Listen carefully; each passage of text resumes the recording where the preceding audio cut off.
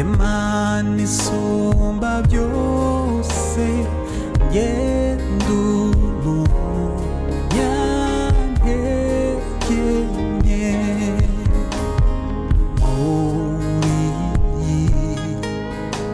sikondo mwibukira nagufite nagera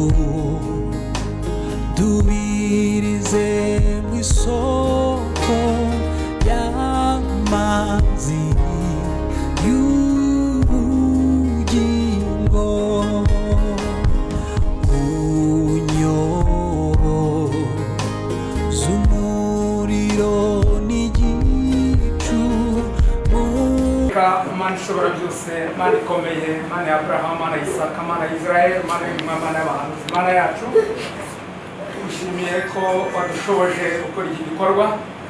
Mana ikomeye himbazwe ibi byose asaba ko mudata Mana ikomeye gahunda zose zigiye gukurikiraho uzigaragaremo kandi nkuko data wera Joseph yabashije gufata umurambo wawe akawutunganya akawufureba akawujyana mu ngatunganyijwe agaciro gakomeye niko dushoje iyi gahunda. Uyu mubiri wa mwene data warubitse ubugingo bwe turawubashye kandi tuhaye agaciro. Mana ikomeye kuko ni uzahindurwa turasaba ko Mana ikomeye udukomeze uduhagarare aduhe gukiranuka mwami nkuko yakiranutse. Mana ikomeye kugira ngo tuzabonane nawe kurira twarira ariko igikomeye nuko tuzamubona. Twebwe turacyari mu ntambara turasaba kugira ngo data Mana ikomeye uzatuneshereze akiri urugamba aranesheje ariko twebwe turacyari ku rugamba. Turasaba kugira ngo ubane natwe dusaba umuryango ku buryo bw'umwihariko turasabira umuryango wa Rene Mana ikomeye n'abafashije bose bagize uruhare bose muri iki gikorwa cyo kurwaza mwene data ubahe umugisha. Turasaba kugira ngo data Mana ikomeye iminsi isigaye tukiri mu isi izaba iminsi yo gukiranuka. Turakwinginze kugira ivu kandi Mana ikomeye nitwongera Mana ikomeye kuzabonana nawe azabishimwe rirasanzwe kuko tuzabana ubutazongera gutandukana. Urabizi ko twamukundaga kandi Mana ikomeye ntabwo twarorera gukomeza kumukunda kuko ntabwo tuje kumusezeraho kuko tuzabana ahubwo Mana ikomeye nuguhesha Mana ikomeye agaciro uyu mubiri we nukuwubaha no kuba agaciro ibi byashoboka byo. Usabye dushima kandi duhimbaza mu izina rya Yesu Kristo umwami wacu, amen.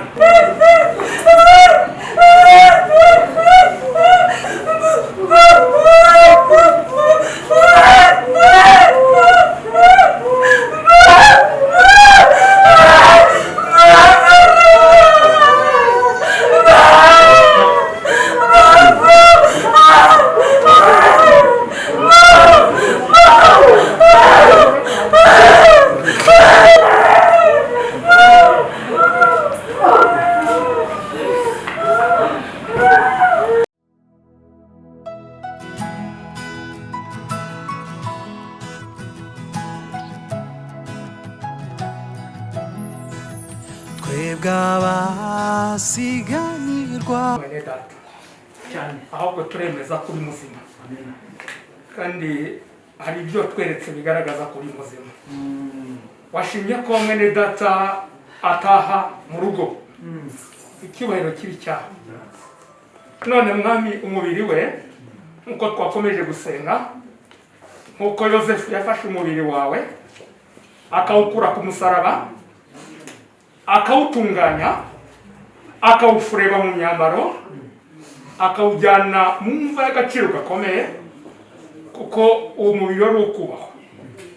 Turi hano kubwo kubaha umubiri wa mwene data, kuko ryari icumbi ry'umukozi wawe kandi yatashye. Icyubahiro n'ikuzo bibi byawe Mana, twakoze ibyo mwami. Uyu mubiri watunganijwe, uyu mubiri Mana ikomeye, turifuza ko waba wejejwe kugira ngo Mana ikomeye ubashe gutanga umugisha muri byose. Uyu mubiri wavanywe muri morgue uzanywe mu rugo n'ubundi warucumbitsemo, ugera hagati yacu. Icyubahiro n'ikuzo ibi byawe mwami, turagushima, dushima ibyo umuryango wakoze byose, bigaragaza mwami ko bazirikanye koko ko data wera ari umuvandimwe.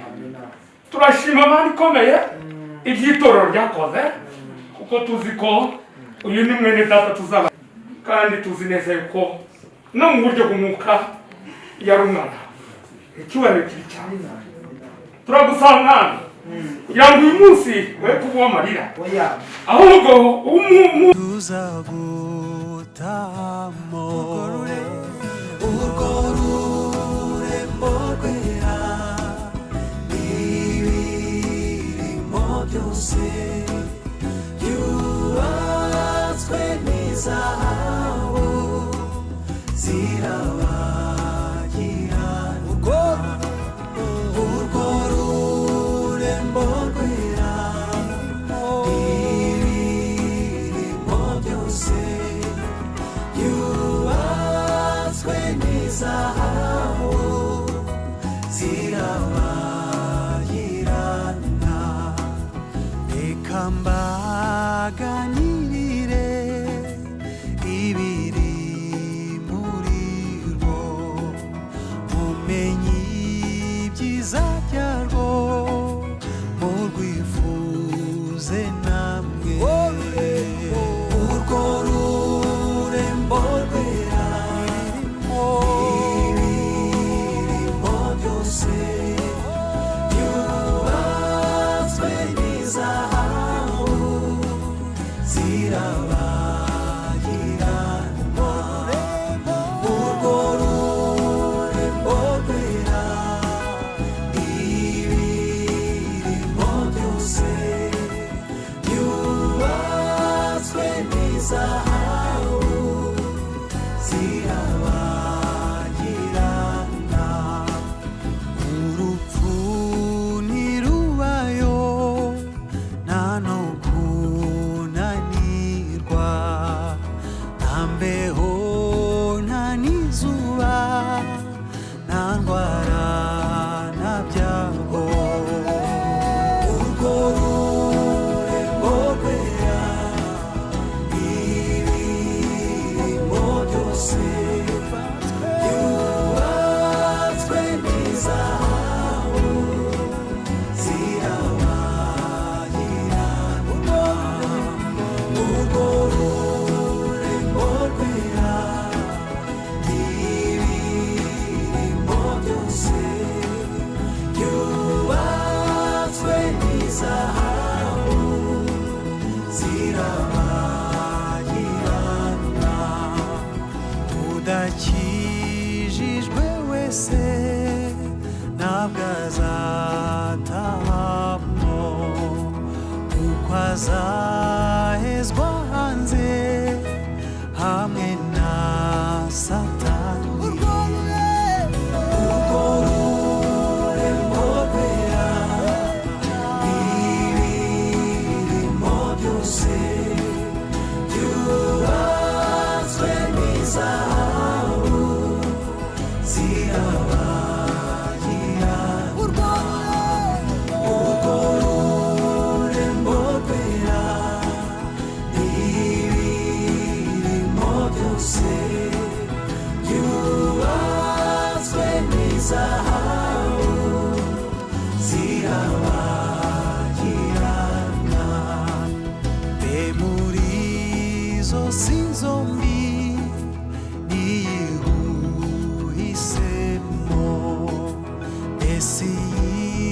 sizashonga niyuzamamo ururembo rwera n'ibirimo byose byubatswe n'izahabu zirabagira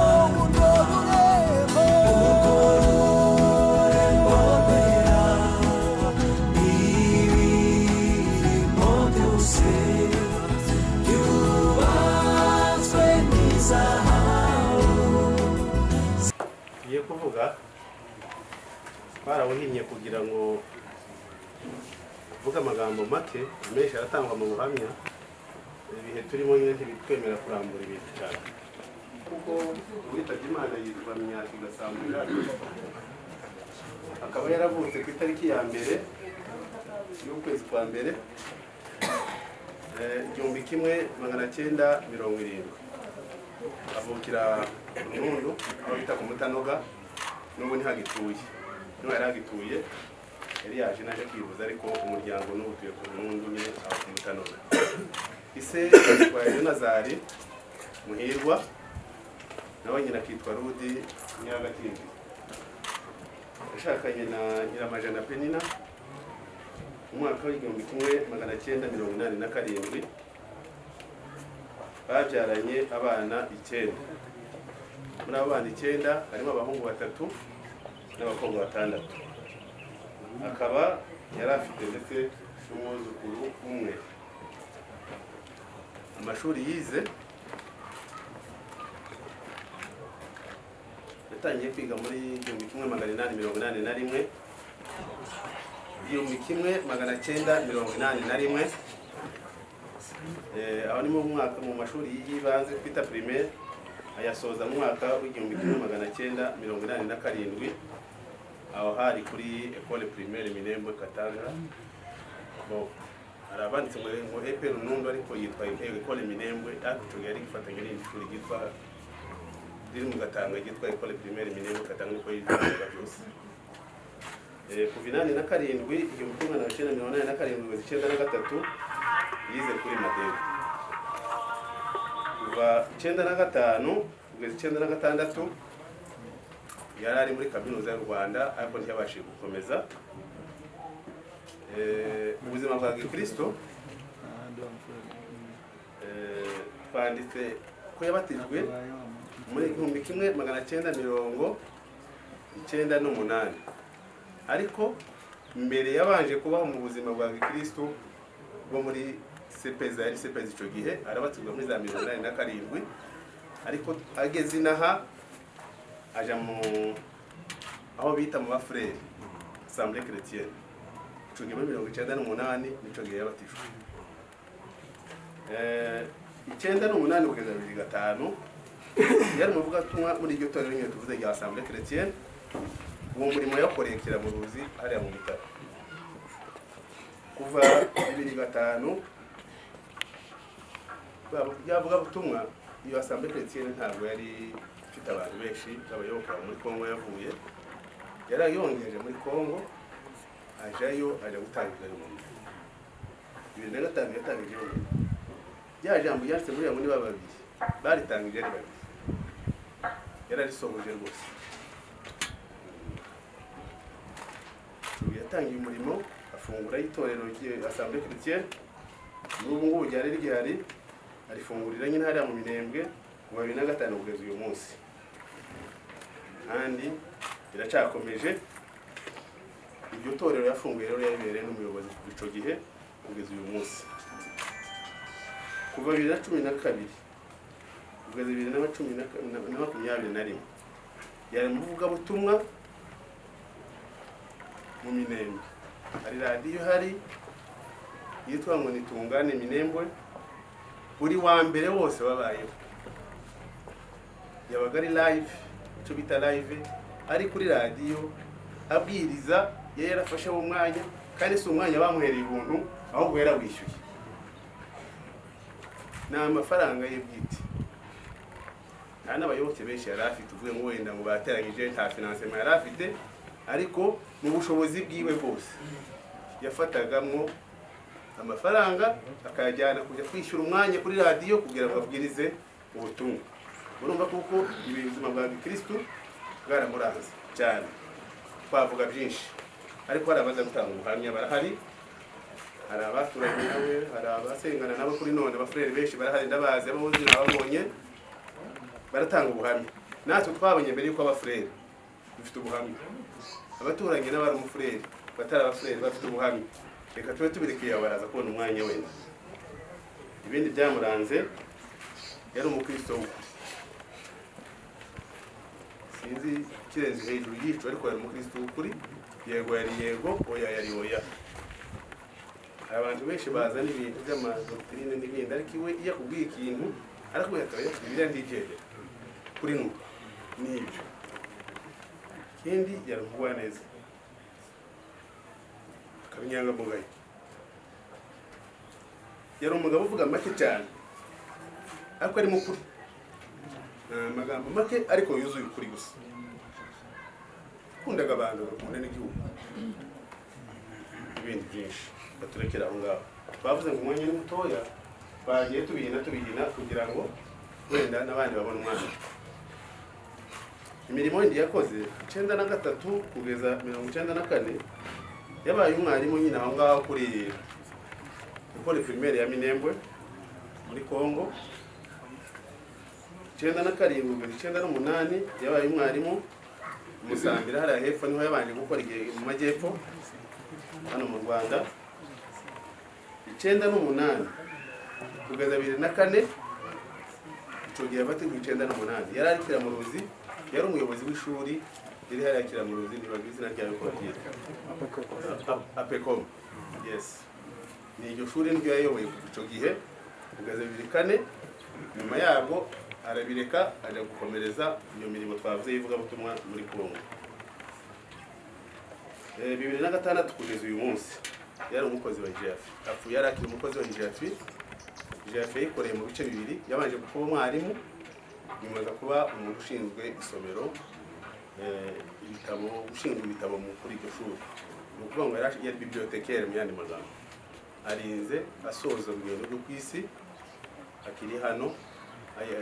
Hano yari afite ku isi, yavuyeyo ari uko aje kwivuza ariko akiri umukozi. Tukaba tubashimiye kuko mwatuje mukumva umwirondoro twawe ugiye muri aya magambo. Rero kuba tumaze kuvuga uko biri, basaba ko abantu bose duhaguruka tukawita umunota muto.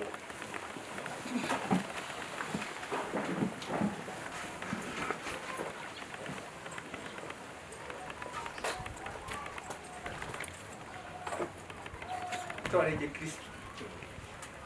Ariko ubuhamya turashaka kubushyirikiza ijambo ry'Imana, ariko yari umukozi w'Imana n'ubuhamya bugomba gushimira muri tubwiriza, ariko bugomba gushimira ijambo ryacu.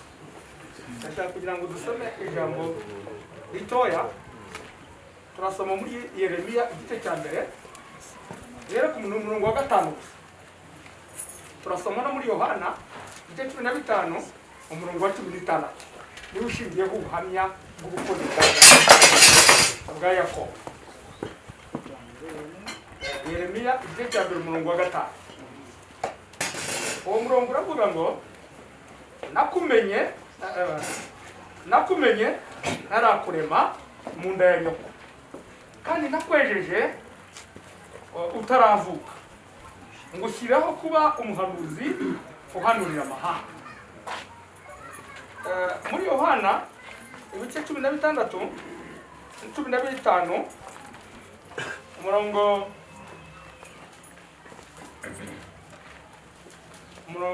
wa 16 uravuga ngo umurongo 15 umurongo wa 16, simwe mwantoranyije ahubwo ni njye wabatoranije, kandi bashyiraho kugira ngo mugende mwere imbuto zanyu zigumeho, kugira ngo icyo muzasaba data cyose mu izina ryanjye akibaye. aho ni washingiye ubukozi bwa Jacques. Nakumenye utaravuka, utarabona urusoro mu nda ya nyoko, kandi ndakweza ndagutunga. Hanyuma ndangije ngushyiraho, ngushyira mu zindi ndimi Imana imwitaburisa, Imana imushyiraho. Niba ngo si igikorwa Jacques ntabwo ubukozi yari afite, ntabwo yawutangiriye mu itorero ryacu. Ni ubukozi yavukanye, ni ubukozi yavukanye. Imana yamutoranyije kera Jacques, ubuhamya yaduhaye ari nabyo twashingiyeho, twasanze ko Imana yamuteguye kera kugira ngo adakora ku cyanduza, adakora ku cyanduza. Imana mu kumuhamagara ashaka kuvuga ko ministeri ye ubukozi bwa Jacques ndabushingira ku bintu bwateguwe n'ibintu bitatu. Ikintu cya mbere, ubukozi bwa Jacques bushingiye ku muryango yavutsemo, kuko ku buhamya twiboneye n'amaso, burya abadamu bafite uruhare rukomeye cyane rwo kurera abana. Ndumva ko 20% y'ubukozi bwa Jacques bukomoka kuri nyina, kuko ni wamureze amutoza Kristo akiri umwana muto cyane. Yatubwiye uburyo akiri muri primaire yajyaga za kamera ari umwana muto. Ni ukuvuga icyo gihe uruhare rukomeye rwa ababyeyi. 20% mushyire hejuru amahaga, kuko mushima Imana ko umubyeyi we nubwo adahari afitemo 20% mu bukozi bwa Jacques. 40% y'ubukozi bwa Jacques bushingiye ku itorero ryamureze, kuko twamubonye akuze, twamubonye akuze. Uvuga ngo itorero yasengeragamo muri Kongo niryo ryamureze, rimuha 40%. Tubona Jacques ntabwo yahinduwe umukristo n'itorero yaje muri mu cyangwa n'cyuma twamusanze ari umukristo. Ibyo amavuga uvuga ngo ubukristo bwa Jacques yavuye muri Kongo ari umukristo, ariko mu itorero rya turimo ikintu yungutse umucyo urenze kuwera afite, ariko n'uwera afite wari umucyo. Icyamva cyumva nuko Apollo, abazi inkuru ya Apollo, yari adasobanukiwe neza n'ibyanditswe byera byose, ariko ijambo yari afite ryamuheshaga gutsinda abayuda, akabemeza Yesu ko ari Kristo, ariko ataramenya neza iby'umwuka wera. Hanyuma Priscilla na Aquila bahuye nawe bamwungura kumenya neza inzira ya Kristo. Nicyo cyabaye kuri Jacques. Ni ukuvuga ngo nanone aho turavuga ko ageze hagati yacu twasanze ari umuntu udasanzwe, twasanze ari umuntu udasanzwe. Jacques turimo tuvuga uyu munsi, birashoboka ko n'abana be, birashoboka ko na munyamahoro murumuna we uri hano, birashoboka ko n'abo b'umuryango twese tuziranye bwa Jacques, ariko Jacques ni umuntu udasanzwe, yari umuntu udasanzwe. Mugomba no kubimenya ko turimo tugiye guherekeza umubiri w'umuntu udasanzwe. Aho yabaye yari umuntu udasanzwe, no mu itorero agezemo abo umuntu udasanzwe. Imana niyo yatweretse ko, Imana tuzamuye ikiganza, Imana niyo yatweretse ko Jacques ari umukozi w'Imana, hanyuma tumwetaburisa mu murimo. Murabyumva? Tumushyira mu murimo w'Imana. Ibyo murabyumva? Umurimo w'Imana yakoze ikintu gitangaje. Jacques hano mu Rwanda yari afite amahirwe atandukanye, opportunities zitandukanye zo kuba yagomba kuba afite imibereho ikomeye kimwe n'abandi. Ariko nk'uko Pawulo amaze kuvirwa n'umucyo, yagize ishyaka rya bene wabo. Kandi mwibuke Pawulo naho yagize ubutumwa bwiza, nimusoma neza mu byakozwe n'intumwa, nta hantu mu mahanga ageze Atene mu Bugiriki yaheraga mu isinagogi ya bene wabo.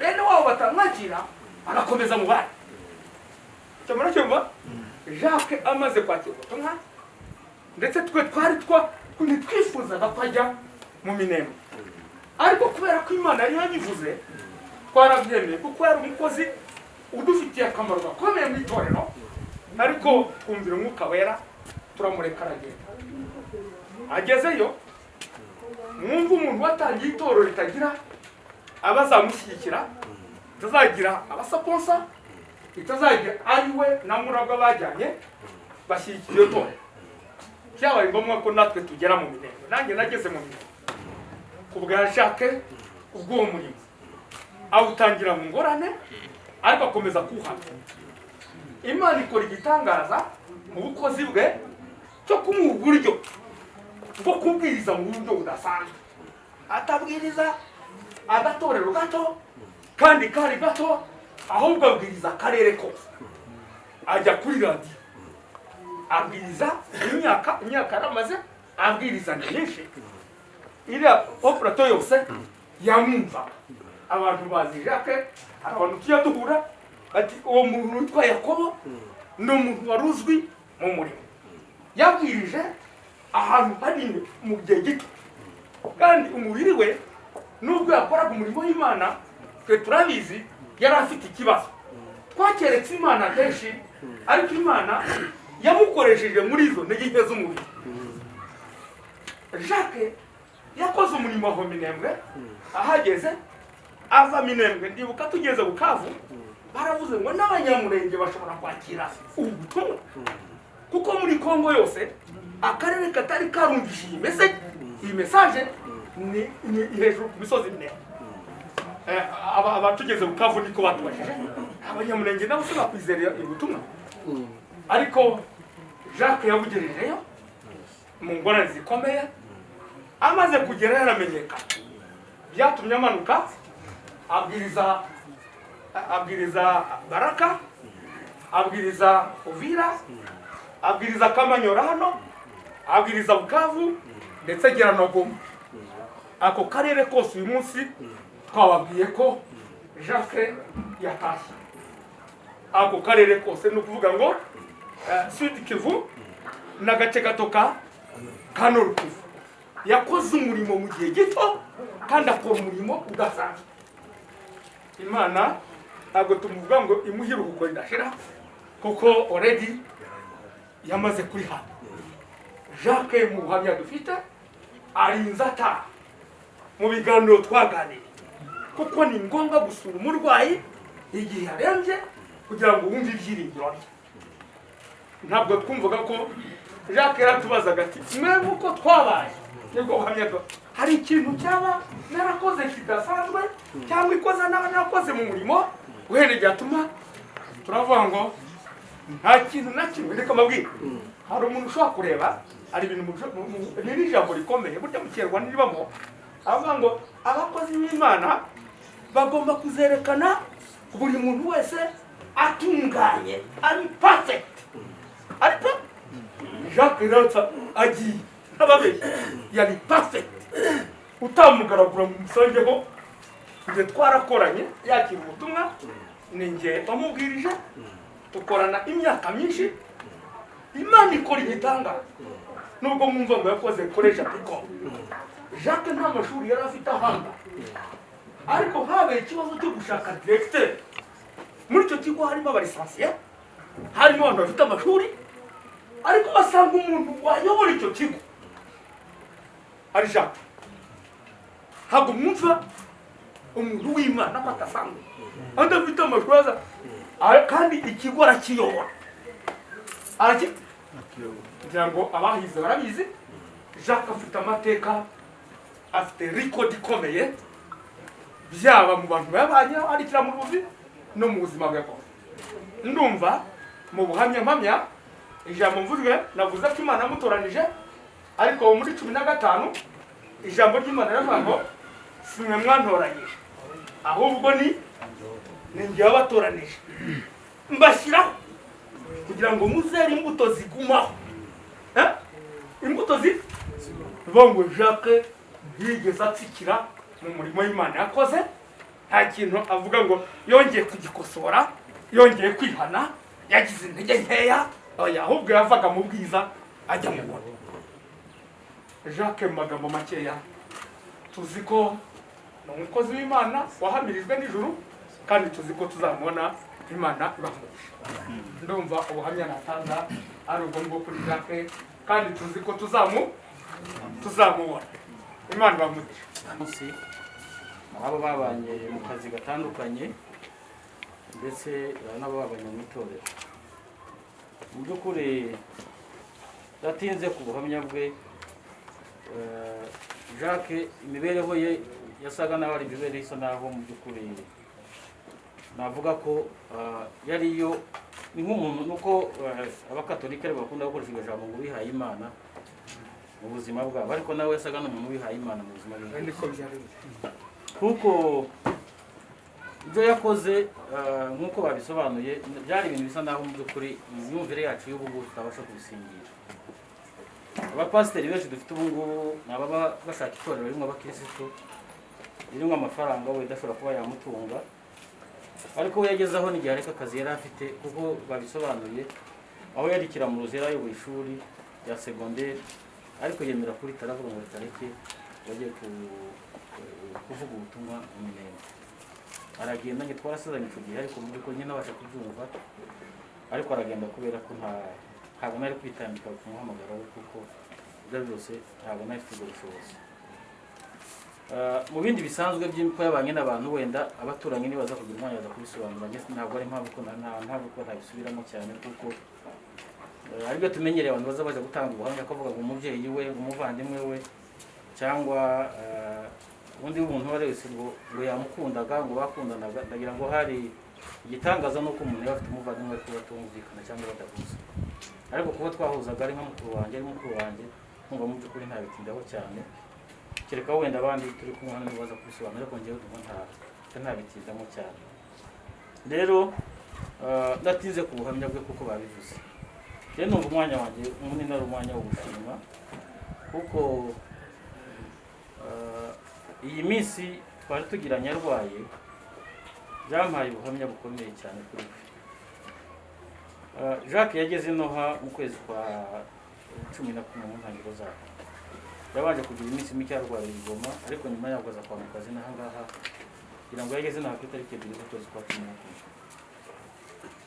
Muri iyo minsi yose y'uburwayi bwe kugeza ejo bundi arangiza, hari abantu benshi mu by'ukuri bagiye badufasha kandi batuba hafi.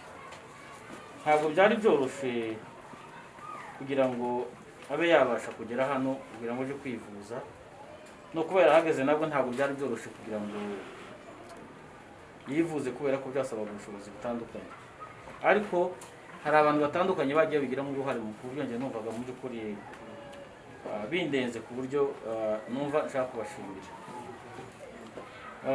Icya mbere cyo igihe yageze igoma hari abamufashije barimo abasore bari hano imbere, niwe yarahitiye iwabo ndetse na Kirorwa n'abari hano baramufasha ko bari bashoboye igoma, ariko bigaragara ko bidashoboka tugomba kuba mwambutse bakamujyana hano. Ariko ukuntu yari ameze kugira ngo bazamwambutse yazanyure kuri douane n'ibi bihe turimo byo imipaka ifunze byasabye imbaraga nyinshi cyane kandi barabikoze.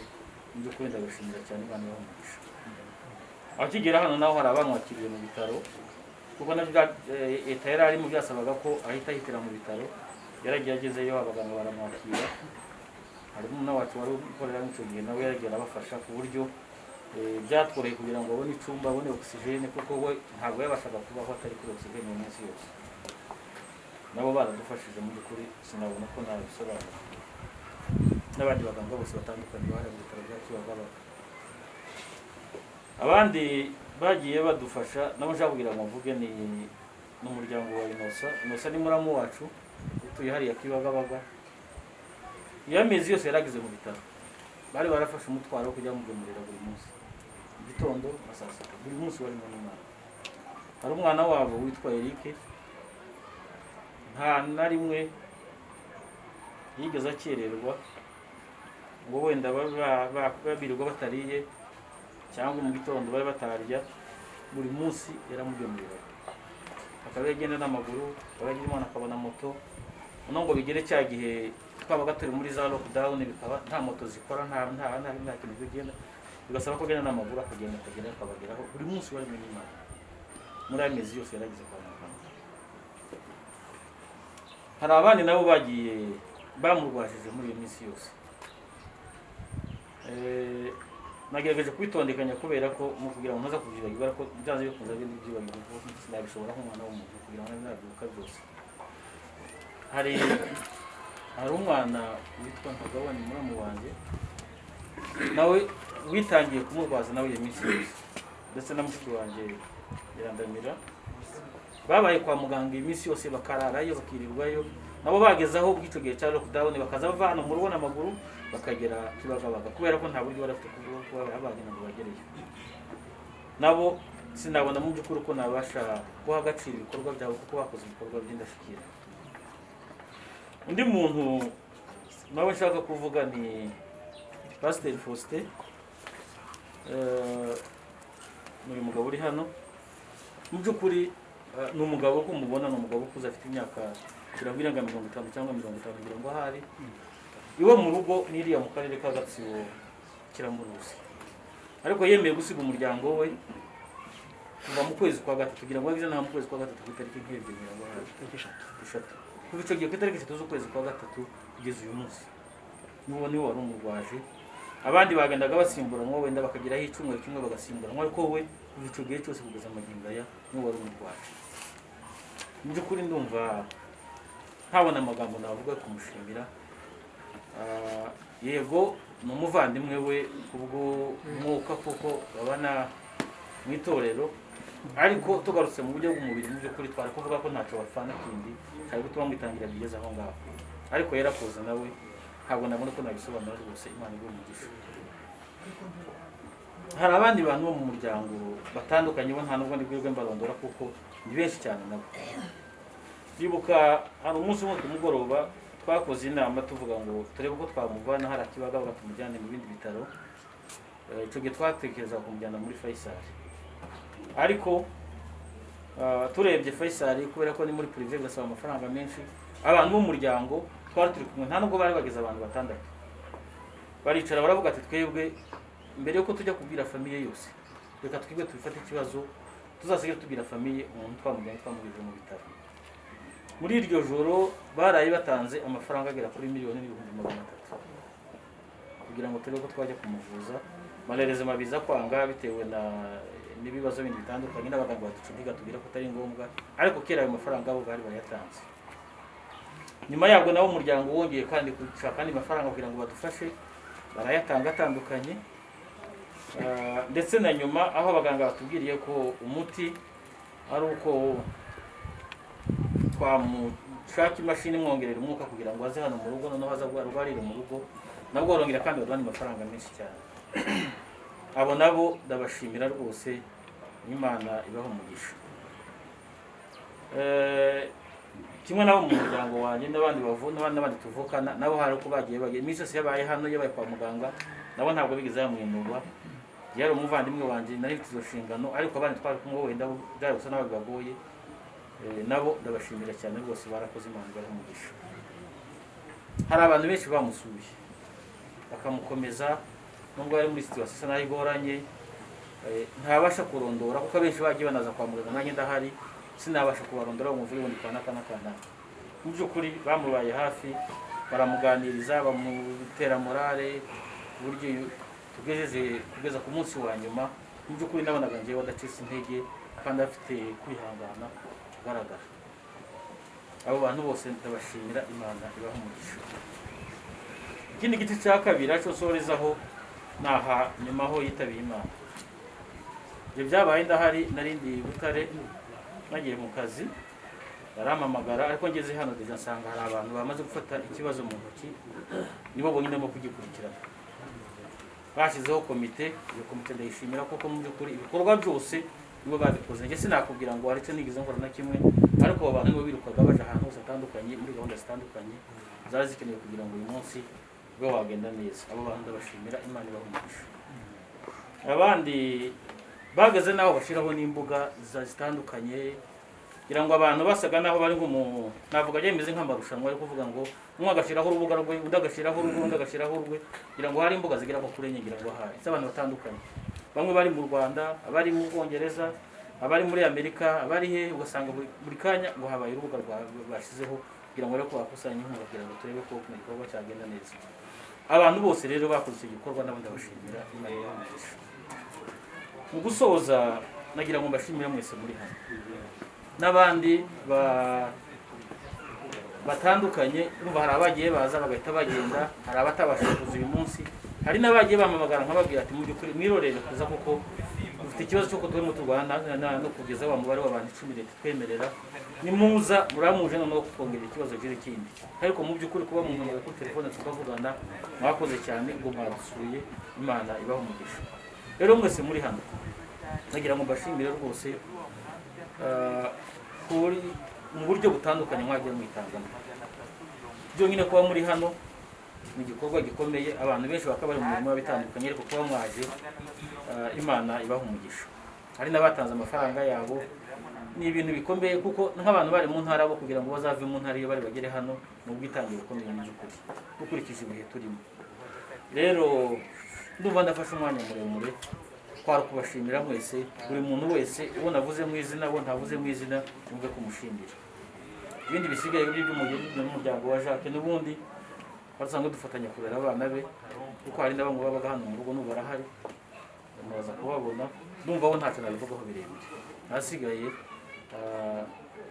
Imana imuhira nibuze ko dushimira Imana ko twageze hano byari byoroshye kuba twaravuye muri Kongo byari bigoye ariko biza kudukundira turaza dushika amahoro tubishimira Imana ikindi cyongeyeho turihanganisha abantu bose kuba twagize ibyago umuntu yari w'abantu bose ariko Imana yamujanye iturusha amaboko ntabwo twoyiburanya tunayiburashanije ngo tuzane imanza twatsindwa yabikoze ibizi kandi byari umugambi wayo ibyo tubitindaho kuko abantu bose babashe kuzumva umubyeyi wadusize ntabwo twabanye igihe kirekire nawe ariko yaraje agera ku bitaro Goma turabana twarimo dutegura ubukwe icyo gihe yari arwaye twaramusuraga mu bitaro hanyuma aza kuza mu Rwanda twaramuherekeje ngo tumugeze mu mupaka aransezera ampa ukuboko arambwira ngo muzagire urugo rwiza yarambwiye ngo nkwifurije urugo rw'umugisha kandi uzaba umugabo nanjye ndamusezeranya ko ibyo yambwiye nzabikora ndihanganisha umuryango wa Dr. Papa Esther bakomeye kandi tunabashimira ku byo bakoze twarabikurikiranaga twari tubizi bakoze ibintu bikomeye Imana yo mu ijuru izabitura bakira mu isi ndihanganisha madamu n'abasaza be ngo bakomere urupfu twese ni inzira kandi aho umubyeyi wacu yagiye ni heza kuko urupfu rw'abakiranutsi ni ijambo ry'Imana rivuga urupfu rw'abakiranutsi ni urw'agaciro imbere y'Uwiteka aho yagiye niho heza uzamusanga turamwifuriza urugo rudashira murakoze murakoze cyane manje gushimira abantu bose bageze aha ngaha by'agaciro bamaze kuvuga bose bavuze neza bavuga n'amagambo akomeye ku mubyeyi wanjye nari umwana we wa kabiri mu bana 9 yabyaye abakobwa 6 n'abahungu 3 nshimiye Papa Esther na Mama Esther cyane batwitayeho tukiri batoya njyewe ubwo narwayemo guhera mu mwaka wa mbere primaire ndiga ndayirangiza secondaire abandi mu mwaka wa nyuma wa kaminuza bakoze ibintu bikomeye bamuburere muzehe ubwo yarwaraga bamwitaho nk'uko bagiye babivuga processes zose uko zagiye zikurikirana bagenda bamwitaho uko bashoboye kose ndabashimira cyane Imana babigisha abagiye bitanga bose ndabashimiye Imana bamugisha simvuga byinshi rero kuri muzehe cyane ubuhamya bwiwe mwabwumvishe singiye kubusubiramo mbifurije yuko mudashira murakoze cyane. twese ni gushimira abantu bose baje mu mugongo cyane cyane nashimira papa twasigaranye tubaye hafi bakera kose na n'ubu hari igihe narimo ntegura ubukwe papa yari arwaye akorera ibintu byose kandi kuva ari mu bitaro ari kumuvuza ariko yanganya icyo nifuzaga cyose ndamushimiye cyane umwaka mwiza ndashimiye ko yitaye kuri papa akoresha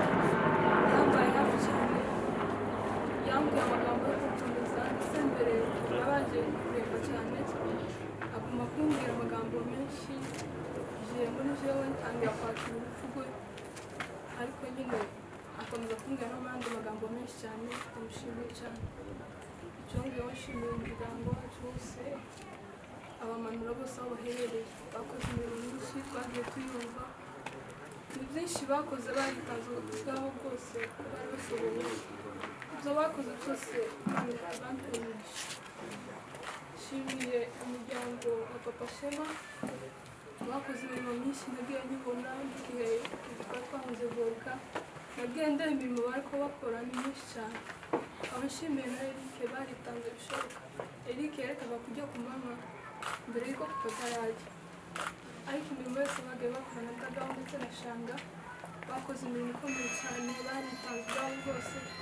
bakoze ibishoboka byose baritanga ndetse nshimiye na Pasiteri Faustin nawe yakoze imirimo ikomeye cyane yagiye yitanga muri byinshi akamugaburira narebaga n'igihe adashoboye akamutamika ariko Imana ibamperemeje ntabwo mvuga byinshi ariko papa twabanye neza papa yaradukundaga ndetse cyane igihe nabonaga ko nije akunda cyane papa yaradukunda bishoboka akundaga umuryango wiwe ndetse agakunda n'abana biwe ntiyatoranyaga n'umwana wiwe ntiyatoranyaga n'umushiki wiwe yakundaga umuntu wese bishoboka ndetse muri twebwe mu bana bacu bose ndi umwana we wa kane ariko nabonaga nije afata nk'ifu kuko nije twabanye cyane inama yose y'urugo nije yagendeshaga ijambo ryose ry'urugo nije yaribwiraga wa mbere papa yakoze ibintu bikomeye yakundaga Imana yakundaga gusoma ibitabo n'ubu yari arwaye kenshi yicanaga ibitabo n'igihe yari arwaye yasigaga imyenda yiwe kuva ruguru akaza hano akazana ibitabo ahubwo kugira ngo asome papa yakunze umuryango bishoboka ndetse dukunda n'ababyeyi be yaraduteteshaga cyane kugeza kuri mama akadusetsa cyane muza tubwiraga amagambo menshi niwe twigishije gusenga bwa mbere bwaje niwe wandikishije gusenga kugeza n'ubu n'igihe yari ari ruguru ndi kuri goma yicaraga mpamagara mbaza miserebe ngo usenga kandi ariko ku munsi aho nifurije papa iruhuko ridashira amagambo yiwe ni menshi cyane ntabwo nayarangiza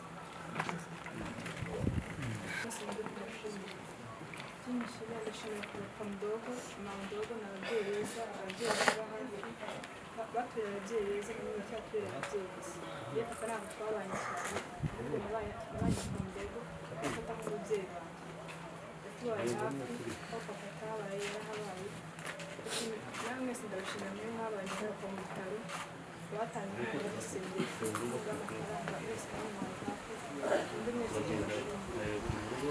ariko dushima Imana yo mu ijuru barambabarira sinzi n'abantu bari kumva ndashima Imana yo mu ijuru ifashije Jacques kuri uyu munsi akaba atabaza nawe yari amaze igihe kirekire ababajwe n'umubiri nanjye nabireba mu nzu nkabona birambabaje cyane reba ukuntu ameze reba ukuntu ababaye ariko ubu ngubu yaruhutse umwana wo mu ijuru ushimye ikindi bavuze ibintu byinshi bagiye bashimira abantu benshi badufashije kumurwaza batandukanye ni ukuri ntabwo nabisubiramo ko twakoresheje amafaranga menshi arenze cyane ariko ndashima ko nta munsi n'umwe twigeze twiyabura yo kwishyura cyangwa yo kugira ngo dukore ibintu byose abantu baradufashije, abo tuzi, abo tutazi, abo mu miryango n'inshuti n'abavandimwe bose Imana ibaha umugisha. Ni ukuri njyewe Jacques yari musaza wanjye ariko kandi yari na papa, yari n'inshuti yanjye ko njye nagize amahirwe kuva iyi minsi yose yari arwaye yo kuba muri hafi. Twagiye tuganira ibintu byinshi, yari yatangiye kunsezera kuva mu kwa mbere, arambwira ibintu byinshi bitandukanye twaganiriye.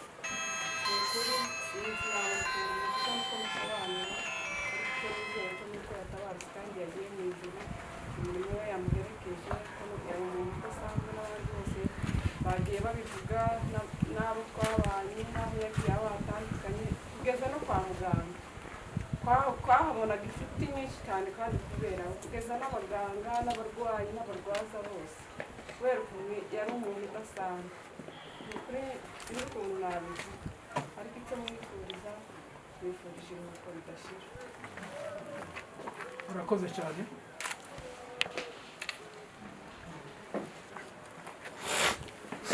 Turangije guheza abantu bose kubona umuvandimwe wacu abari hano bose bihangane, ayekore papa na mama kubw'imfura yabo bihangane aho bari.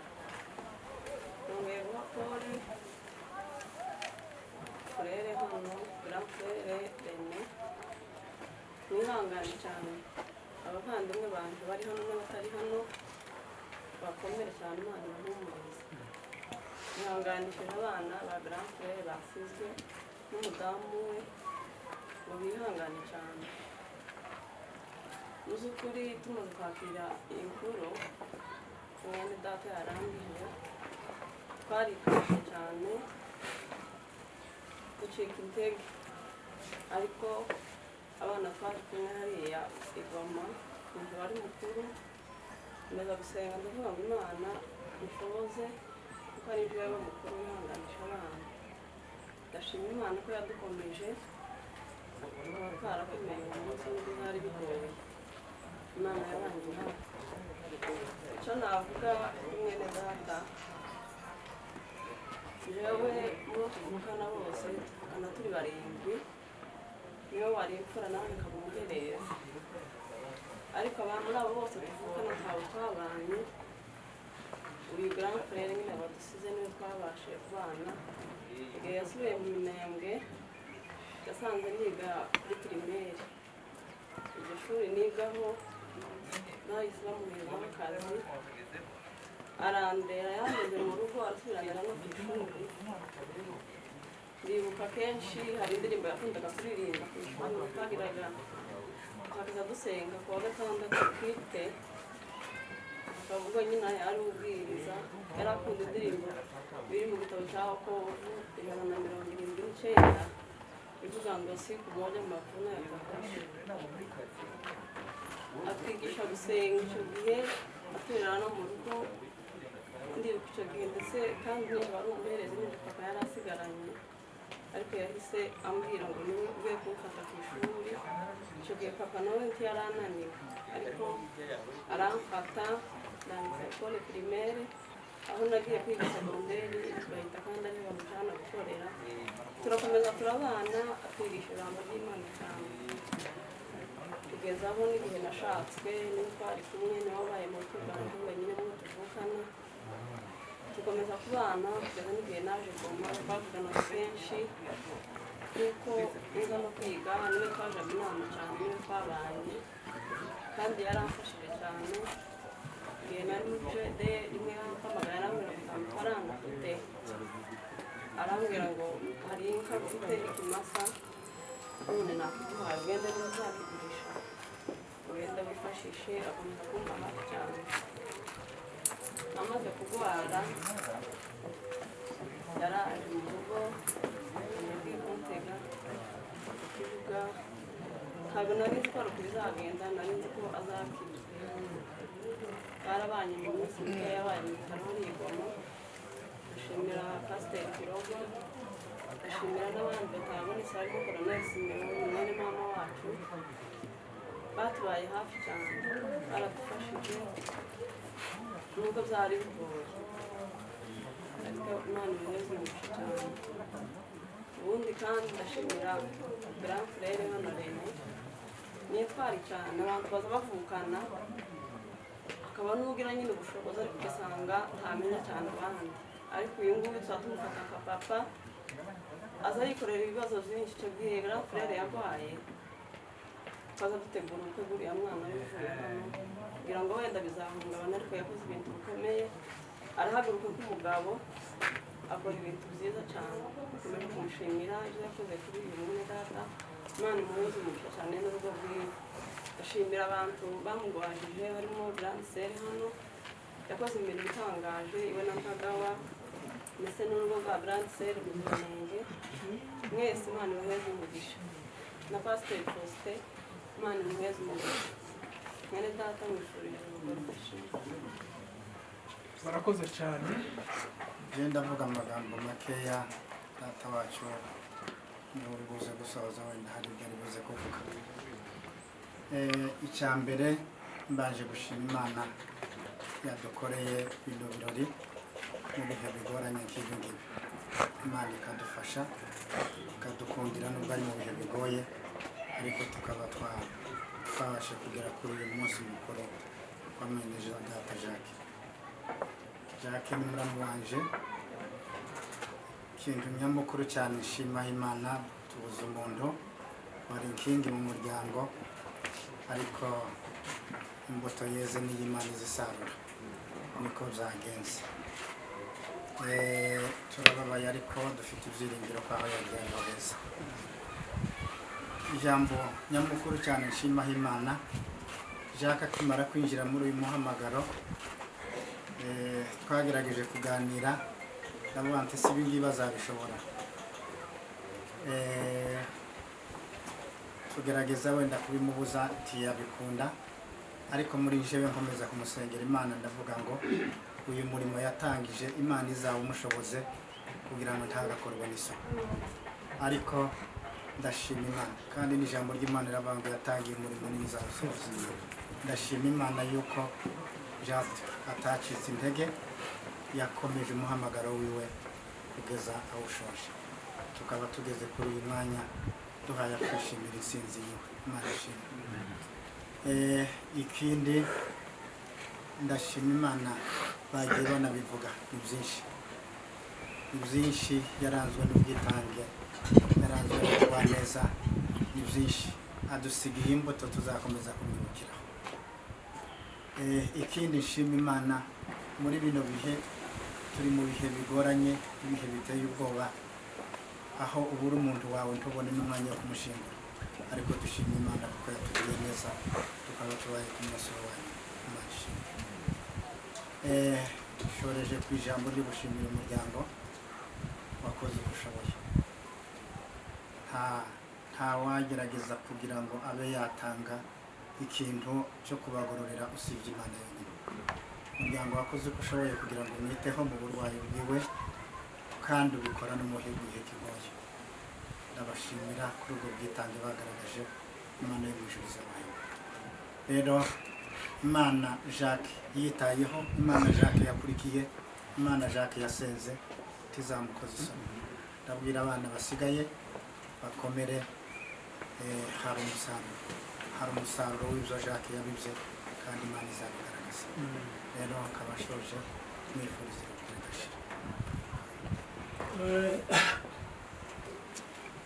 Ibibazo dufite muri iyi minsi ni uko abari kutuvuga ari twe turi kubavuga, dusigwa n'abana buri munsi. Icyo ni ikibazo gikomeye, ariko umubwiriza yaravuze ibice bitatu, ngo hari igihe cyo kuvuka n'igihe cyo gupfa. Bigaragara ko ibyo bihe byose biragenda. Hari umugabo w'umunyabwenge wavuze ngo cyatumye Imana iduhereza ibiganza bibiri, ngo yaduhaye icyo kwakira iduhereza n'icyo gutanga. Uyu munsi iyo twakiriye turanezerwa, iyo dutanze cyangwa iyo twatswe turababara kandi biragenda. Twihanganishije abantu bose tubabwira ngo pole, mwihangane, ibi nyine birashika mu buzima n'ibyo abantu babereyeho. Niba umuntu agira umunsi umwuka wahuye n'umubiri aba n'umunsi bishobora gutandukana. Icyo bituma bitaza bivuga ngo gahunda niyi tukavuga ngo hari kugenda naka ariko hakagenda naka. Mwihangane, Jacques yakoreye Imana neza, yagiye mu mwanya we, yihanganishije abantu bose. Hari igihe umuntu tuba tumurebera hamwe, tukagira hamwe tugenda tumubwira mari bite ngo hariya wenda ntahagera, ariko umuntu buriya aba ari mugari, kandi uyu yari amaze kuba umugabo, yari afite aho avuka, akagira n'ababyaye. Abo bantu bose mwihangane, Imana ibakomeze. Uyu mugabo njye namumenye nyuma ni umukwe wacu. Ubutumwa yavuze kuri radiyo bavuze abantu Yesu azatungura batamwiteguye, Jacques ndazababazwa kuko yabwiye abantu ko bagomba kwitegura Yesu kenshi sirimo sikamiti. Umuko wacu kuko nabivuze atuvukamo kenshi. Sekuru yari umukwe wacu, ise ni mwishwa wacu, Jacques ni umukwe wacu. Murumva ko abo bantu tubabyaye kenshi kandi tugirana amateka meza tutavuga mu mwanya mutoya ngo tuyarangize. Ariko nshatse kubabwira nanjye gato ko yari umugabo mwiza, yari umugabo wubaha ababyeyi, ndetse natwe tukamwubaha. Mu bakwe twagiraga duheze icyubahiro yari arimo, mu bakwe twakundaga yari arimo, mu bakwe twafashe neza yari arimo, mu bakwe badufashe neza Jacques yari arimo. Ubu rero ushatse kubabwira ko Jacques atapfuye. Jacques adusigiye ba Jacques. Cyo nicyo kibazo abantu bafite cyane muri iyi minsi, ni nacyo gituma turi mu gupfusha umwe tukibuka nk'ijana. Ni muri ubwo buryo. Ariko Jacques we ntiyapfuye. Jacques yameretsemo benshi, yabaye ya mbuto nyine baza baje gutera kugira ngo ibyare izindi. Kuba Jacques adusigiye umuryango, Imana ihabwa icyubahiro. Cyase kuvuga ko inshingano Imana rero mwaye mu isi yarazikoze. Niba yarabyaye, niba yaravuze ubutumwa, mbese mu buzima busanzwe no mu buzima bw'umwuka, ni ukuvuga ko izo nshingano zose Jacques yarazikoze. Imana imwakire mu bayo. Duhereze Yesu icyubahiro. Haleluya. Amen.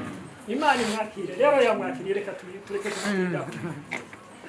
Turangiza tugiye kugera ku musozo kubera umwanya. Twari dusanzwe dufatikanye, akihibereye muri byose, mu bushobozi dufite no mu gafite nawe. Ariko n'ubundi nta mpamvu yabaye, kuko tubivuze adusigiye umuryango, tuzakomeza gufatikanya uko dushoboye kose. Abanyamurenge bajyaga dukunda gutanga inka, zarashize, ariko umucyo wo ntiwashize, turacyawufite. Niba tugifite umuco, Imana ikaduha n'igihugu, inka turacyatunga izindi, turacyagabirana inka. Ariko muri nkeya dusigaranye duhaye umuryango wa Jacques inka. Ntabwo bigarukiye aho, mbese ibyo dufite ni ibyacu nawe. Asize n'abana bakeneye kwiga, kurya, kunywa, kwambara, gukora n'izindi za gahunda.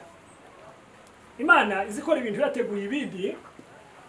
Yabwiye Yeremiya ngo abagabo bagiye gupfiga bariko baje Babuloni, n'intambara iyo zabaye nuko ejo zatwiciye n'abagore, ariko cyane zikunda kwica abagabo, zikunda kwica abagabo. Imana iramubwira ngo abagabo bagiye gupfa, ariko imfubyi basiga n'abapfakazi zababarerera. Umuryango wa Jacques muhumure, Imana yakoreye. Tuzari ku rubyaro rwiwe rusabiriza. Urubyaro rwiwe imirimo yateye izabagarukaho, ariko muri abo izakoresha twebwe turiyangaje. Imana izadutiza umurindi, ariko tuzabana nabo, abana tuzabakorera ibigomba gukorwa. Mwihangane, mukomere, kuba yasize umuryango umwe na gutya turangije tuwushimira twumvisha ibyo bakoze Imana ibaduhera umugisha hari imiryango itubakitse neza nayo ni ikindi kibazo ariko gusanga abantu bubakitse bafashanya batabarana bakorerana ibigomba gukorwa baravuze ngo nutoreye nyina uruhindu nawe azahezwa abikora ari ibyiwe ariko kuko yabikoze neza agahabwa ingororano turabashimiye bavandimwe kandi turabihanganishije mukomere ejo hazaza aba bazaba batwara cumu bazakamira abagabo bazakamira igihugu bazakamira umuryango ndetse bazatorana bibiliya yiwe baracyavuga ubutumwa Imana y'ubuntu itwihanganishe murakoze biragoye kuvuga uno munsi Yakobo atakiri muri buno buzima turimo ari mu bundi buzima abonesha amaso y'umubiri ariko ni ngombwa ko tuvuga kandi nanone iyo abantu bavuga umuntu umwe bavuga ikintu kimwe abavuze mbere natwe tuvuga nyuma nicyo kimwe tuvuga kuko tumuzi kimwe twese nje muzi akiri umwana muto aza kwa nyirakuru nyuma naje kumubona ageze hano i Rwanda 1995 ibyo namubonanye urukundo rwinshi rukomeye cyane kuko ntiyamaraga igihe ataje iwacu kuturamutsa no kutuvugisha no kudusura igihe cyo cyose yageraga mu rugo akatureba akagaragaza urukundo rutangaje urukundo rero yagaragazaga byagaragaye ko rugaragaza n'ahantu hose yari atuye ugeze Kiramuruzi nigeze kuhagera uvuze ngo Yakobo ubuze umwami kabisa uvuze ngo nzi Yakobo mvukana na Yakobo bakubona nk'umwami nawe kimwe nuko Yakobo yari umwami hariya Kiramuruzi simperuka kugera mperuka kugeraho kera muri za 90 gutyo cyangwa n'andi misago ariko uvuze ngo Jacques ubuvuze engineer Butoto uvuze Yakobo bamuzi nk'umuntu mwiza ahantu hose rero kuba tumuzi nk'umuntu mwiza twe banyirarugo aho yakoze hose nawe twakamenyekana nk'umuntu mwiza ubwo no mu basinzira hose n'umuntu mwiza nuko ahantu hose mwiza icyo nico muziho kindi muziho muzi nk'umukristo buzuye oya ye ni oya yego ni oya yagira amagambo meza makeya ariko yuzuye ukuri yavuze baseri ati iyo umwana afite ingeso runaka abazikomora ku bajije rwose birashoboka kuko biriya bintu by'ukuri afite abagiye abikomora babyeyi wenda akomoka ku banyirarume cyangwa n'abavukaho base bamujana rero ndashimira Yakobo mu buryo butangaje kuko yagaragaje umuntu bwiza kubyara umuntu akavugwa neza ahantu hose nawe uziyumvamo ubu natwe biratunejeje cyane turabyiyumvamo rero kuba kurangiza reka nshimire Munyamahoro ni umugabo mwiza cyane cyo kimwe na mukuru uyu amagambo yagiye avuga yose abantu bagiye babafasha baca umugani umuryango wurira ku muryango bishingiye kuri Munyamahoro yataba mwiza abo bose ntibaba baragiye babafasha bishingiye no kuri Yakobo rero Munyamahoro mu izina ryabo bose bagufashije turagushimiye kuko niwe shingiro y'ibyiza byose Imana iguhumugisha reka dushimire n'abana bakomeye turabashimiye abana bacu twakomeye natwe tubonye mukomeye turi kumwe namwe Yakobo nubwo yitavye Imana ariko turi kumwe namwe muri byose uko Yakobo yageraga iwacu akatwisanzuraho namwe imiryango irafunguye muzagera iwacu mutwisanzureho nabonye uko bizanejeje cyane mutwisanzureho icyo tuzagira cyose tuzagisangira ntacyo twabima kuko ntacyo twanumye nawe ntacyo yatwiba rero kuba kurangiza indoro yacu turayifite turaza kwishikiriza Munyamahoro iracara ahantu mukanya turayimuheza kandi tukaba dusabiye Yakobo iruko ridashira Imana imwakire umugabo urangije kuvuga ku ijambo rikomeye kuvuga umuntu umwe muri benshi mukomeza kuvuga bimwe iryo ni ijambo rikomeye guhera ku babanje kugeza ku barangije turagomba tuvuge bimwe ariko reka tubihine mu magambo make mu kibazo kijyanye n'ubukristo bavuze simbisubiramo ariko ndavuga ijambo rimwe batavuze naryo rikomeye rihamya kwizera kwiwe n'imyemerere ye Bideri na Munyamahoro na Mutwa naje nande hari cyangwa nuko twanganira twagiye Kirambuzi kumubwira ngo nareke kuja mu Minembwe, turamwigisha turara tuvuga buracya, vuga ko yari afite umuhamagaro, ariko iyo delegation twarayikoze. Abo nibo ngerageje kwibuka, sinzi niba ari nibagiwe, ariko twakoze iyo delegation turagenda tujya kumubwira ngo nareke ibyo bintu, aranga aragenda. Imirimo yindi sinyisubiramo yakoze yo mu Bukristo mwabyumvise. Ikindi cya kabiri mvuga, ndashimira bano bana bavuze kuko nabonye bakomeye byantangaje rwose. Narinzi ko batari bubone icyo bavuga, bari burire bigende bite, ariko gukomera kwabo rwose ndabashimiye kuba bagize kwihangana. Ikindi ngiye kuvuga ariko bavuze ni kuri Munyamahoro, nubwo yari umuvandimwe wiwe, ariko Munyamahoro yagaragaje ibintu bikomeye, yagaragaje ko abana n'abantu neza kandi agaragaza kwihangana pe. Nubwo abantu bamufashaga, ariko n'ubundi ubufasha niwe wagombaga kubujera kandi akagira ibyo akora.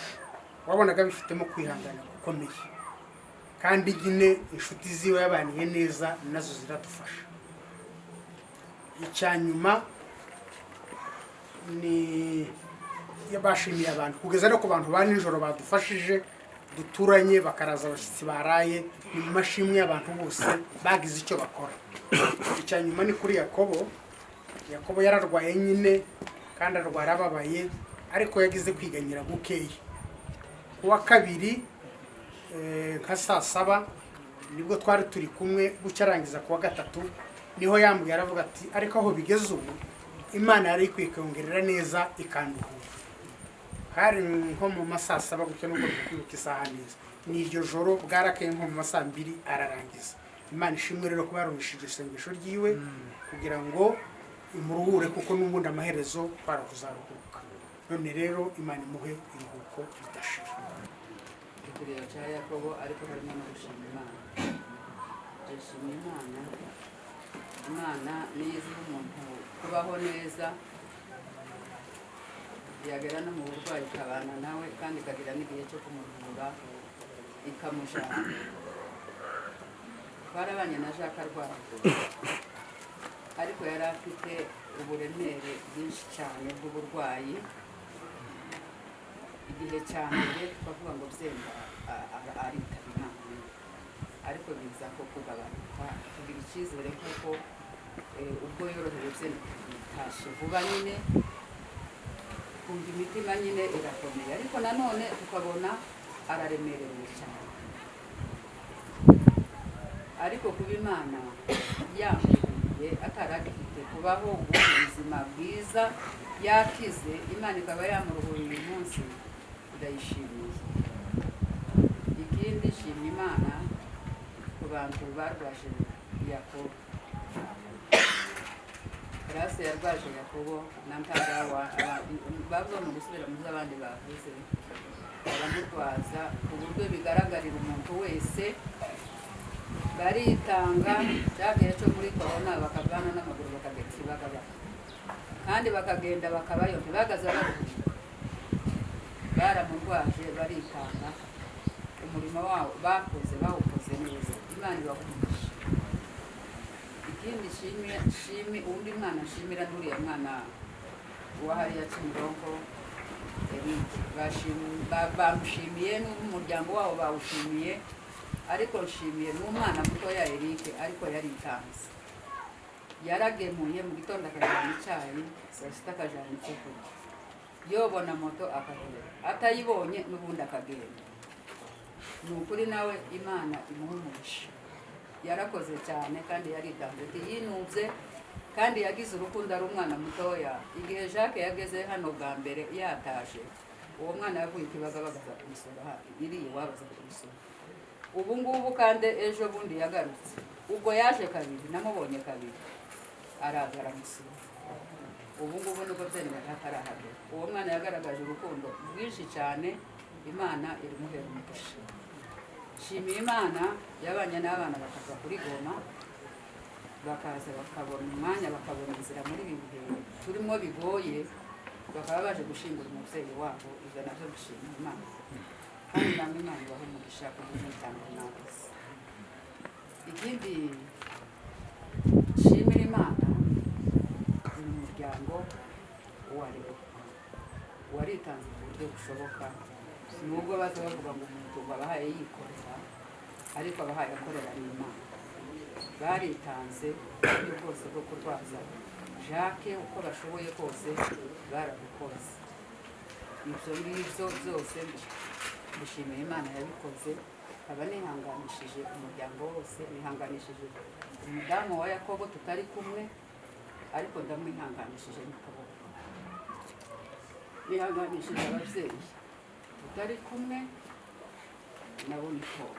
Nihanganishije abana turi kumwe hano, mukomere, ubuzima bukomeze. Abantu bahora basarurwa bakagenda, ariko abasigaye ubuzima bugakomeza. Mugende mugire imbaraga, musubizemo imbaraga n'ibyiringiro, kuko twese iyi niyo nzira tuzanyuramo, ariko tumwigireho imbuto nziza babivuzeho, natwe tuzazigire kugira ngo natwe nitugera kuri uyu mwanya wacu tuzawugereho dufite imbuto nziza. Imana iduhane umugisha kandi Imana iduhane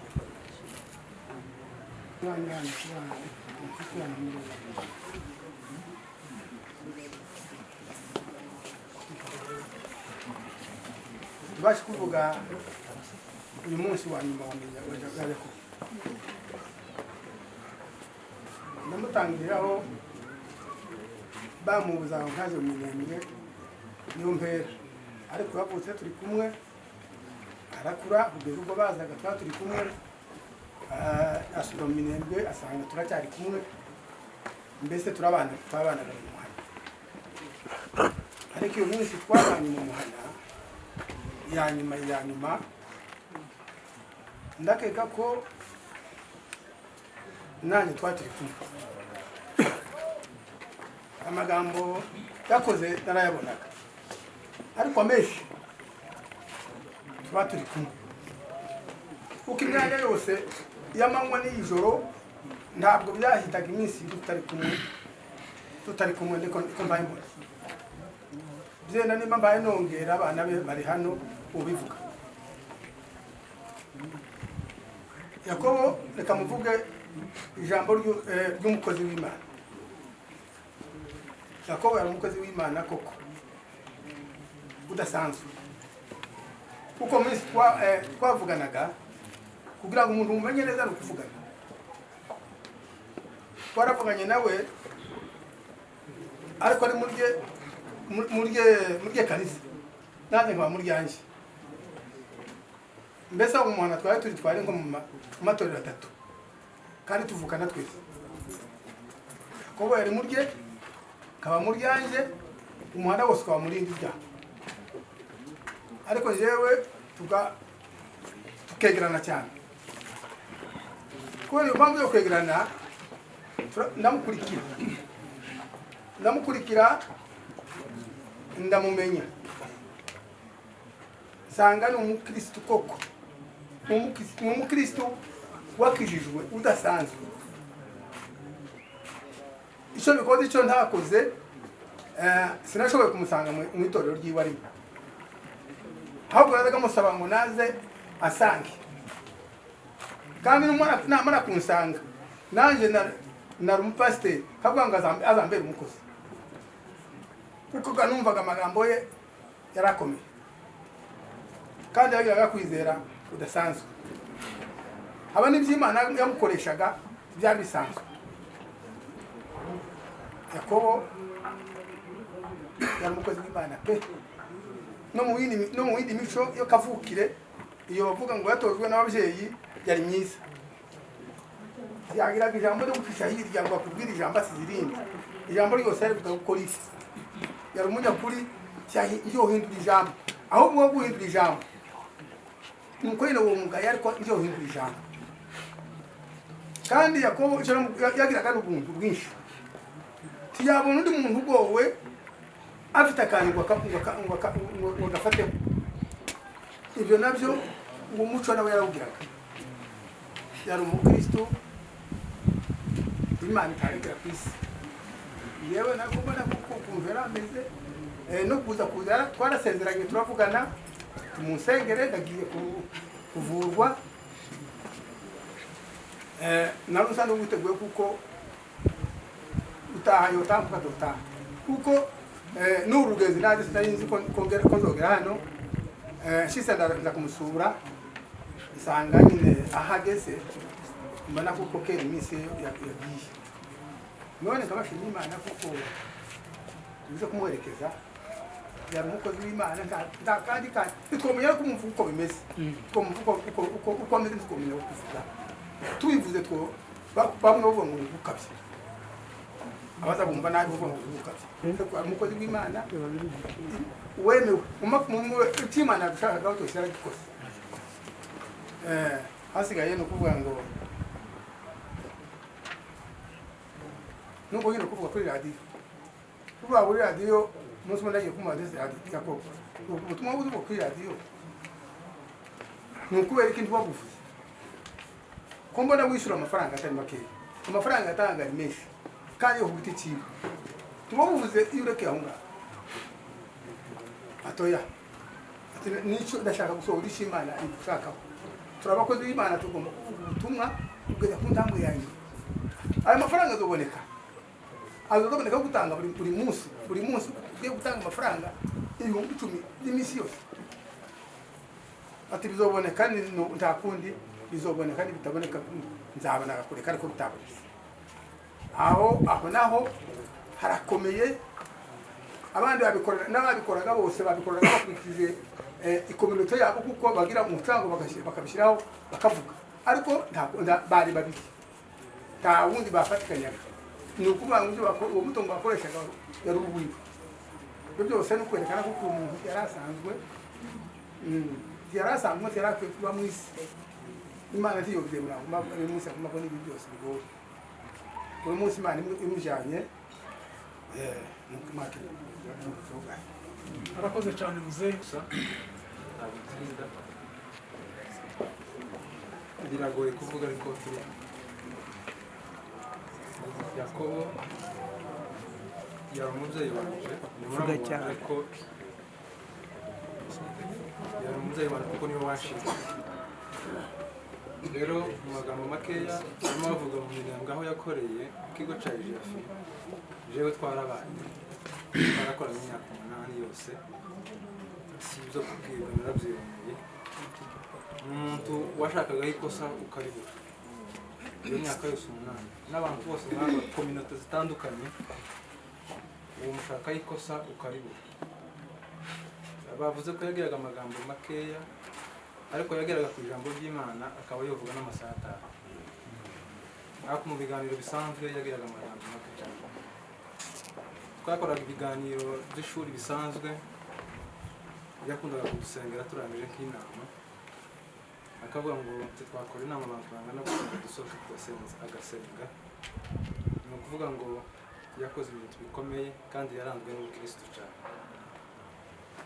yambwiraga amagambo akomeye arimo aramubaje ariko n'umufitaga akadata bukwe kuko madamu yavuze ni uwanyuma nawe akamwifura arangana n'abana biwe rero ibyo yakoze byose turabimushimiye yanyuze mu rugo Goma kuko twari dushoboye twaragukoze ariko twari tuzi ko Yakobo yopfa no mu rugo twaraganiraga na madamu twabangazakira ariko niko Imana yashatse nshimiye umuryango wa Munyamahoro kuko abakoze mbere bavuze ibyo bakoze byose bamururiyeho yagaragaje ikintu cy'ubuvandimwe ni inshingano ziba ariko nazo yazikoze neza turabimushimiye kandi bihangana ndashimira mwene data pasiteri hano Kirogo nawe igihe yageze i Goma ni umuntu ugira ishaka ry'umuryango cyane yakoze ibintu byinshi bikomeye kuko byari bigoye nawe ndamushimiye n'ejo bundi tuza kuza hano yabigizemo uruhare cyane aje imbere tubona ibyangombwa tubona n'inzira Imana igumugisha nshimiye na madamu nawe kuko yihanganye tukimara kumva inkuru niyo wagombaga guhumuriza abandi ndamushimiye ko yabikoze neza kandi amubwira ngo yihangane yabuze umubyeyi ariko Imana irahari. Rero petit frere hariya nawe mu muryango turavukana cyane, ni murumuna wanjye ukurikira ku mugongo ariko niwe mukwe w'uyu muramu wanjye, urumva ni ibintu bigoye gusobanura. Yihangane na madame we bihangane, imirimo ya Yakobo n'Imana yasenze ntako bazabaho kandi bazabaho neza, ahasigaye Imana mwakire mubaye. Tuje mwese mu izina ry'Umwami wacu Yesu Kristo, Imana y'umugisha. Ndavuga ku bintu bitatu byonyine gusa, amatenda saa sita zamaze kugera, tugira gahunda cyane kugira ngo dukore byose muri gahunda. Uko Imana ya gahunda, natwe tugomba kugira gahunda. Jewe ndi umushumba wa Yakobo, ariko icyo ndibwongereho nanone ni uko ubwo bushumba bwabyaye ubundi bushumba, kuko aho yaraye naho yari umushumba. Ikintu cya kabiri, kurusha kuvuga ibintu byonyine gusa tugasoza, abantu bavuze sinabisubiramo. Cya kabiri, Bibiliya muri mfite aha ngaha ntabwo ngiye kubwiriza, ahubwo nicyo ngiye kuyivugaho. Ntabwo ari icya gatatu gasoza. Nta n'imbaraga mfite nyinshi zo kuba navuga, birakomeye ndumva mu byumva. Icya kabiri kuri Bibiliya, ibi byo mureba habaye iki kugira ngo mbenye ifite gutya mu miryango. Ku itariki 25 z'ukwa kabiri Yakobo yarampamagaye aho ntuyari iburasirazuba i Gatsibo, arambaza ngo ufite Bibiliya y'Igiswahili? Ndasubiza ngo ndayifite. Urayikeneye se? Atoye ntabwo nyikeneye, ahubwo hariya kwa murumuna wanjye hari Bibiliya y'Igiswahili, nzi ko ukunda Igiswahili kandi ukizi, uzaze bayiguhe. Numvise ari inkuru ikubise umutima wawe. Ndavuga ni iryo jambo Yakobo ambwiye rirasobanura ko ansezeyeho. Ku itariki 3 z'ukwa gatatu nibwo nageze Kibagabaga, kugeza aho ubu ngubu dusezeye.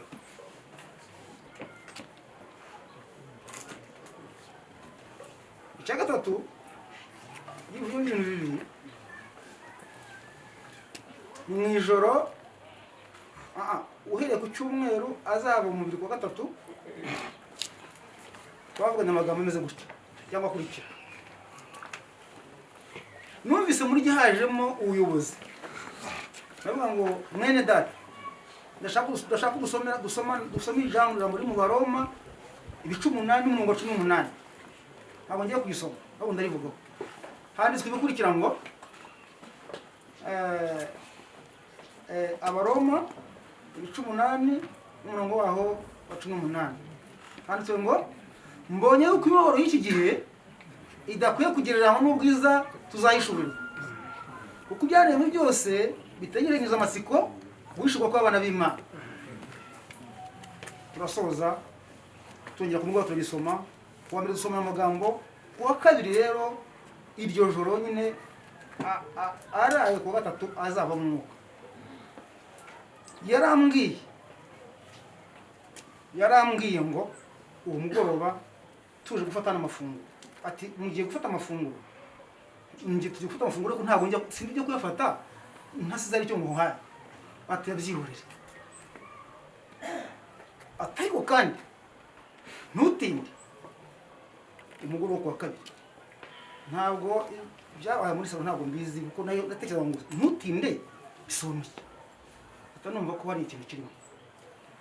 Ndaza ansura mu cyumba, ariko mbona muri ayo masaha 3:30 n'imashini yamuhaga umwuka, mbona itangiye kugenda ihinduka, bageze kuri 6, ngo rero byiza azakomeza kugenda amera neza, mugeze kuri 7, mugeze ku 8, sabaye ikisungu. Mugeze ku 9, ngerageza kongera kuyiha imbaraga, nshyiramo amazi, ndongera mbona bisa nkaho bitunganye. Ariko isaa 7 z'ijoro ndabyuka, abonye mbyutse nawe aribuka arambwira ngo mufata ndamuhegamiza musegura kuvura ritwa yari aho ngaho, hanyuma muhereza amata, niyo mata ya nyuma namuhaye. Iki gitondo ayo masaa 8 saa 9 turakomeje kumera nabi, nibwo baje gushaka gufasha kwa muganga, ambulance iraza bati ntabwo tumutwara, tutamutumye covid, batubatumira imodoka iraza iramupima ati nta covid, tukimumenya ngo tumujyane kwa muganga muri izo saa 1 n'igice saa 2 niba ntibeshe, sibyo ngira ngo bagifungura kateteri ngo bayimuha akagashina ngo bayimuha gashire mu munsi Yakoba ashika. Aho nabo nihanganye jewe nahise manika amaboko, Imana ishigwe hejuru ihimbaza, kuko isengero twamusabiye nageze cyangwa ngo Imana kiza Yakobo cyangwa musezire, ubwo Imana bishyizeho Yesu. Ubwo rero nasezeza hanga bani uyu munsi nta kintu nshinzwe umuryango, yageza kuvuga muri make, nta kintu nshinzwe umuryango, njyewe nk'umushumba we ntacyo nishinja, ko bavuga ati nta muntu wadufasha, nta wundi sinshaka gutuma undi muntu, njyewe nje kureba niba Yakobo ari urwaza n'undi muntu ntamutuma, ariko nisanga nta wundi muntu nsanga ni njyewe. Kandi abanyarwanda baravuga ngo burya hakomeye niho hava amakoma, tuvuga ngo ngomba njyewe nyine kuza nkamenya uko biteye, nsanga rero ngomba kuguma aho ngaho. Ntiyanyinubye, sinamwinubye, yatubereye umuntu yitangaza, wabivuga agira ngo wenda no kunoza amagambo, ariko nuko nguko Imana yabikoze. Shima umuryango, ndashima Imana nanjye giti cyanjye ko Imana yamfashije, kandi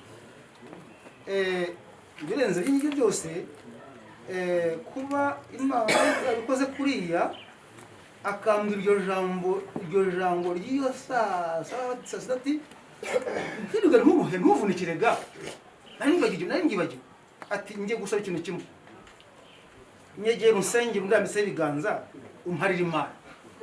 Niko byagenze, mwene data yatashye muri ubwo buryo, Imana ibamugisha.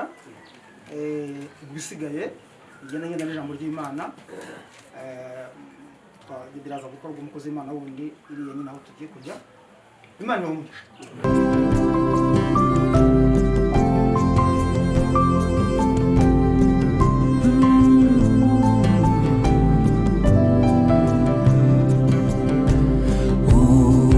Uwabatinyutse ibyago byose nazakurikire Umwami Yesu, ntacyamurekesha iyo migambi ye yo guca mu nzira ijya mu ijuru.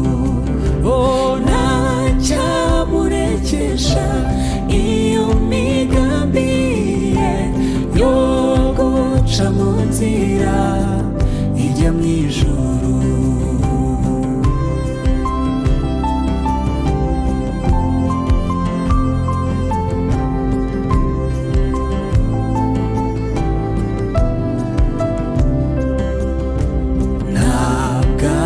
Cogozwa n'inca mugongo, abazimubwira nibo bazagwa. Abanzi be bose nibamugarura mu nzira y'isemo ijya mu ijuru. Abanzi be bose nibamugarura mu nzira y'isemo ijya mu ijuru.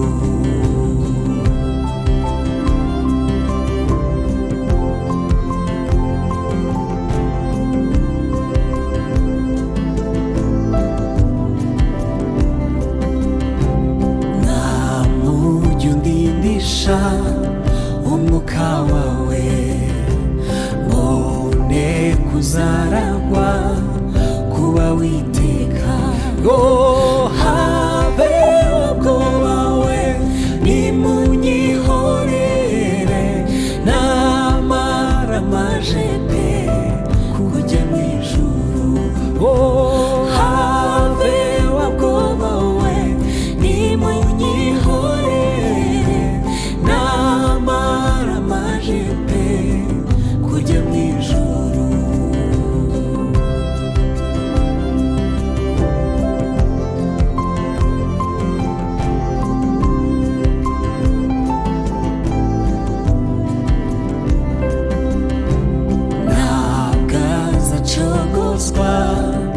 aca mugongo abazimubwira nibo bazagwa abanzi be bose nibamugarura mu nzira y'isi